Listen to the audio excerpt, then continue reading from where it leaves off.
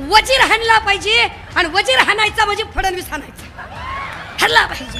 ही जाहिरात तर किती बाबा बाबा बाबा बाबा, टीव्ही लावली की त्याचीच जाहिरात, टीव्ही लावली की त्याचीच जाहिरात. पण देवेंद्र फडणवीस या माणसाने जाती जातीत विष पेरायचं काम केलं. मला बोलायचं नाही त्याच्यावर, मी राम शिंदेवर एक शब्द बोलणार नाही. त्याचं कारण असं आहे, आपल्याला प्यादे मारायला आवडत नाहीत. वजीर हाणला पाहिजे, वजीर हाणला पाहिजे आणि वजीर हाणायचा म्हणजे फडणवीस हाणायचा, हरला पाहिजे. या महाराष्ट्राचं राजकारण, या महाराष्ट्राचा सांस्कृतिक भवताल, या महाराष्ट्राची संस्कृती पाक रसातलाला जर कुणी नेली असेल तर ती देवेंद्र फडणवीसांनी नेली.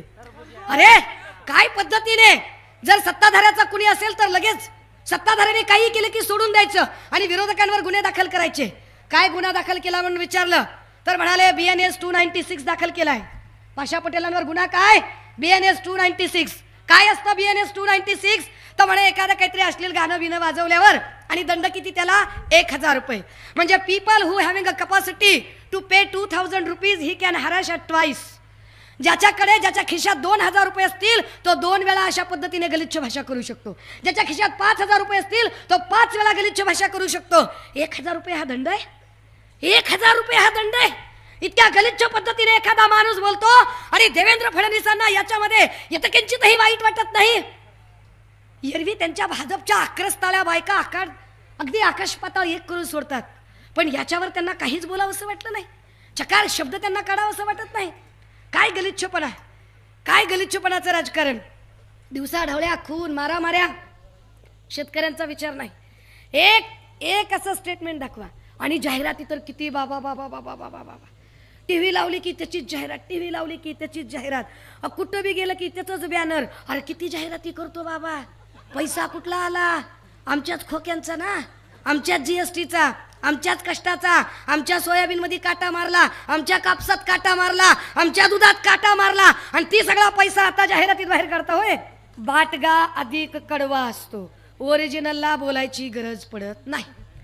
राम शिंदे असतील किंवा अजून कोणी असतील, या सगळ्या लोकांच्या लक्षात एक आलंय की ह्यांनी किती बी लाडका कॉन्ट्रॅक्टर, लाडका दाजी, लाडका मेहुणा, लाडका पाहुणा काही जरी म्हणलं तरी महाराष्ट्रामधलं जर एकूण वातावरण बघितलं आणि कितीही सर्वे काढले तर लाडकं नेतृत्व म्हणलं कोण की महाराष्ट्रात 2च नावं पुढे येत आहेत सध्या.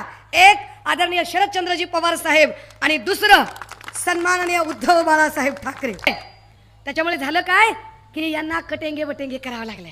अरे काय कटत नाही, भेटत नाही, भेटत नाही, असलं कुठे होतच नाही. काय सोयाबीनला भाव द्या, कापसाला भाव द्या, दुधाला भाव द्या, विषय संपला. लेकरांना शिक्षण द्या, गोरगरिबाला जगू द्या, संपलं. कायद्यानं चला, संपलं. पण देवेंद्र फडणवीस या माणसाने जाती जातीत विष पेरायचं काम केलं. या माणसाने माणसात माणूस ठेवला नाही. धर्म आणि जातीच्या नावावर वारंवार यांना राजकारण करावं लागतंय. आधी यांनी हिंदू मुस्लिम केलं. त्यांच्या लक्षात आलं की हिंदूही समजदार आहेत, मुसलमानही समजदार आहेत. मग काय करावं? मग त्यांनी मराठा OBC करायला सुरुवात केलं. का करतायत असं? ते असं करतात कारण त्यांना माहिती आहे ते विकासावर बोलू शकत नाहीत. इथल्या बेरोजगारांना नोकऱ्या दिल्या का नाही त्यावर ते बोलू शकत नाहीत. शेतमालाला हमीभाव दिला का नाही त्यावर ते बोलू शकत नाहीत. महिलांच्या सुरक्षेबद्दल बोलू शकत नाहीत. म्हणून जात आणि धर्माच्या नावावर राजकारण करायचं त्यांनी ठरवलं. दादा हो, तुम्हाला आपण जात आणि धर्म सोयरीक करताना बघू. ही प्रगती दिसते ती रोहित दादामुळे. कारण रोहित दादांना ज्या पवार साहेबांचं बाळकडू लाभलं त्या पवार साहेबांनी विकासाची व्याख्या सांगितली. याच्यातला एकही माणूस प्रकल्पावर बोलू शकत नाही, संस्थात्मक कार्यजाळ्यावर बोलू शकत नाही. राम शिंदे, मला आश्चर्य वाटलं त्यांच्यासोबतचे सगळे माणसं, ते कोण राळे भात होतो, कोण ते काय काय होते आणि सगळे प्राध्यापक होते. म्हण काय शिकवत असतील कॉलेजात? अरे मास्तर हो की तुम्ही? अरे मास्तरांनी काय शिकवायचं असते? अरे मास्तर म्हणल्यावर जिसका माँ का स्तर होता है वो मास्तर होता है. आणि मास्तरांनी जर असं वाया गेल्यासारखं बोललं तर पिढ्या खड्ड्यात घालतो का काय तुम्ही? दादा हो, हे कर्जत जामखेडच्या लोकांनी ठरवायचंय. अशा छिचोर थिल्लर लोकांच्या हातात हे कर्जत जामखेड द्यायचं का सभ्य आणि सुसंस्कृत लोकांच्या हातात द्यायचं? Decision is yours. मी अजिबात तुम्हाला आता विनंती करत बसत नाही. कारण तुम्ही दुनियाची हुशार माणसं होतं म्हणलं तर ताकवत काय अख्खं जेवण तुम्हाला कळतंय. तुम्हाला एवढं कळलं नका की इतक्या वाईट पद्धतीने जर कुणी बोलतं येऊन तर त्या माणसांचा बंदोबस्त काय केला पाहिजे. दादा हो, जर या लोकांना अजून एक गोष्ट आहे, अरे नखा बोटानं साधा आपण एखादा एक रूम जरी बांधला ना दगड माती विटाचा आणि त्या घरातनं आपल्याला कुणी बाहेर काढायला लागलं आपल्या डोळ्याला धारा लागतील की अरे आमचं कष्टानं बांधलेलं आहे. ज्या पवार साहेबांनी कष्टाने पक्ष उभा केला तो पक्ष त्यांचा अख्खा फोडून त्या पक्षाचं नाव चिन्ह सगळं काही दुसऱ्या कोणाला तरी द्यायचं ठरवलं. ज्या वंदनीय बाळासाहेबांनी पक्ष उभा केला त्यांच्याच लेकाला त्या पक्षातनं बाहेर काढायचं आणि त्याचं नाव चिन्ह चोरायचं. कुणामुळे हिम्मत झाली? ही हिम्मत झाली देवेंद्र फडणवीसमुळे. सभागृहाच्या पटलावर ऑन रेकॉर्ड एकनाथ शिंदे म्हणतात की मी हे करूच शकलो नसतो पण आमच्या पाठीमागं कलाकार होते देवेंद्रजी ते मला रात्री वेषांतर करून भेटायला येत होते. कोण म्हणतंय? एकनाथ शिंदे म्हणतात.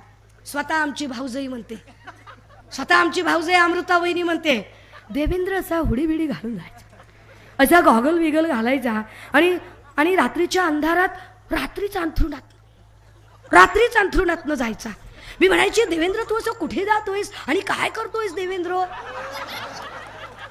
मग मला कळलं की देवेंद्र तर पक्ष फोडत होता. कुणी पक्ष फोडले? देवेंद्र फडणवीसांनी. राष्ट्रवादी कुणी चोरायला लावली? देवेंद्र फडणवीसांनी. शिवसेनेचं वाटोळं कुणी केलं? देवेंद्र फडणवीसांनी. आज घडीला भाजप म्हणजे भारतीय जनता पार्टी राहिली नाही, आज घडीला भाजप म्हणजे भाड्यानं जमवलेली पार्टी झाली. देवेंद्र फडणवीसांनी सगळीच्या सगळी माणसं ब्लॅकमेल करू नेली. दादा हो, एक काळ तुम्ही विचार करा, तुम्हाला साधारण बिडी माहिती असेल है का नाही? आपण बिडी ऐकली होती 10-5 वर्षापूर्वी, काडी ऐकली होती, पुन्हा शिडी बी ऐकली. ईडी कधी ऐकली? देवेंद्र फडणवीसच्या काळात. ज्याला ज्याला ईडी लावली ते सगळे गेले, पण गेलेल्या कुणाला तरी शिक्षा झाली का? जे गेले ते तिकडे वॉशिंग मशीन मध्ये धुवून निघाले. ब्लॅकमेल करून माणसं नेली, ब्लॅकमेल करू एकेकाला गायब केलं आणि हा महाराष्ट्राचं वाटोळं करायचं पाप केलं. हा महाराष्ट्राची घडी जर पुन्हा एकदा नीट बसवायची असेल आणि महाराष्ट्रात जर सरकार बदलायचं असेल आणि होय पोलिस ऐकत असतील मला काही दिसना तर म्हणून जरा बोलणं गेले. मला माहिती आहे पोलिसांचा माझ्यावर लय जीव आहे. दादा हो, 1000 रुपयाचा दंड असणारी शिक्षा तुम्ही आज पाशा पटेलसाठी ऐकवली आहे. कायदा काय असतंय ते आम्हाला बी कळतंय राजे हो, काहीच काळजी करू नका. 1 महिन्यानंतर मी तुमच्या सोबत आणि तुम्ही माझ्या सोबत आहे सांगितलं. महाराष्ट्रातल्या लेकीबाळींची सुरक्षा देण्यासाठी आता कुटुंब प्रमुखांचं राज्य आलं पाहिजे. होय, हे सरकार बदललं पाहिजे. आणि आपला किती नंबर आहे? हा दादा हो, चुलीला दगड किती असतात? ऋतू किती? जगण्याच्या अवस्था किती? आणि ईव्हीएमचा नंबर किती? यस, 3 नंबरचं बटन दणक्यात दाबायचंय. लक्षात घ्या, कमळ कुठं उगवते माहितीये का? जिथं लई चिखल असते, गटार असते, तिथं कमळ उगवते.